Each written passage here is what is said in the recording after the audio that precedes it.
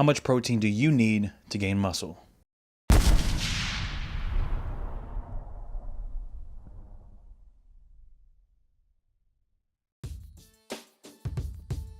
What's up everyone, Zach Nusser here bringing you another video, and this one's going to cover both training science and fitness nutrition. So there's a lot to learn here. The main topic we're going to discuss is how much protein one should consume in order to build muscle. And we're going to dive a little bit deeper into it by comparing the protein recommendations between men and women. Over the years, there have been countless studies on the ideal amount of protein one should consume in order to build the most amount of muscle mass. Unfortunately, the vast majority of these studies were strictly performed on men, and the few that included women still also included men. The problem with this is that it makes it nearly impossible to determine whether or not there's any meaningful differences between the protein recommendations for women and men. Luckily, a very recent 2018 study by Malawani et al. Examined strictly experienced female lifters to determine the protein intake requirements for women so we can see how they match up with previously established protein recommendations. So today we'll be going over this study as well as a couple of other related studies. For starters, this study used a method called the Indicator Amino Acid Oxidation Technique,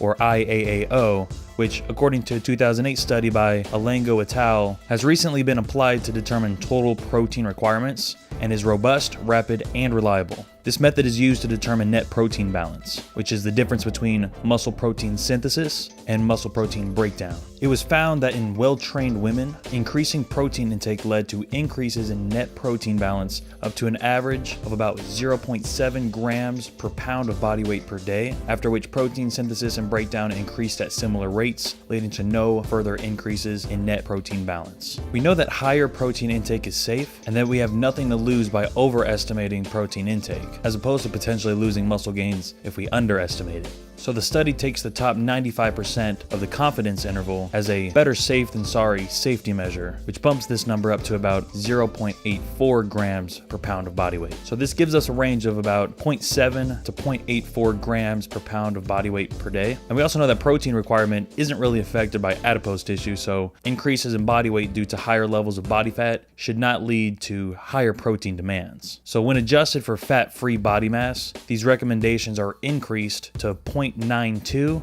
1.12 grams per pound of fat-free mass per day. The 2017 study that also used the IAAO technique on men determined that the average protein intake needed to maximize net protein balance was about 0.77 grams per pound of body weight per day, with a 95% confidence interval extending that up to about 1 gram per pound per day. And then again, when normalized to fat-free mass, the recommendation becomes 0.91 to 1.14 grams per pound per day. The slight difference in protein recommendations relative to overall body mass completely makes sense, since women generally have higher body fat than males, even at higher fitness levels. Because of this, it also makes perfect sense that when expressed relative to fat-free mass, those differences almost completely disappear. This suggests that the differences have more to do with body composition as opposed to sex. One really important factor to note here is that in this study, women were intentionally kept at caloric maintenance. Protein requirements for men and women both are likely higher when in a caloric deficit, when weight loss is the goal. So the recommendations from this study should apply when you're at maintenance or in a calorie surplus, but you might actually need to eat a bit more protein when you're in a caloric deficit.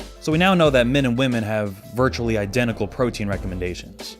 According to this study, those recommendations range from 0.7 grams per pound of body weight up to 1 gram per pound of body weight per day, or 0.9 to 1.14 grams per pound of fat-free mass. The lowest recommended number here of 0.7 was actually increased to 0.84 when considering the 95% confidence interval. Again, being safe rather than sorry and trying to avoid the potential of consuming too little protein. While the highest number here of 1.14 might need to be increased if the subject is already really lean and their goal is to lose additional body fat. So because of these factors, I think a safer range is between 0.8 grams up to 1.2 grams of protein per pound of body weight. And your current status, which depends on goals, body composition, and training program, are going to determine whether you fall into the lower or higher end of this range. For example, someone training 5 to 6 times per week, especially if they train multiple times per day, will fall into the higher end. And if they're already fairly lean and they're trying to lose additional body fat, then that person will be at the very highest protein recommendation. On the other hand, someone training only 3 times per week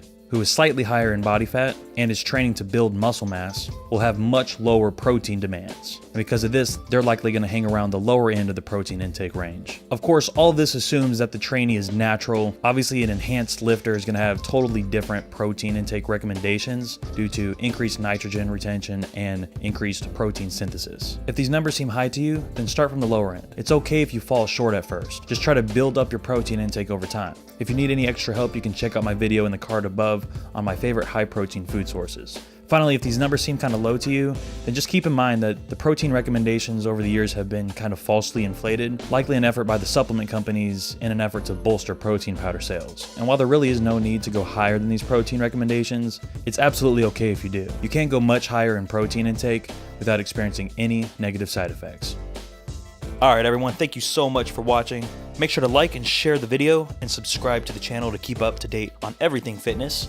Leave any questions and comments you have in the comment section down below. Follow me on social media, and I'll see you guys next time.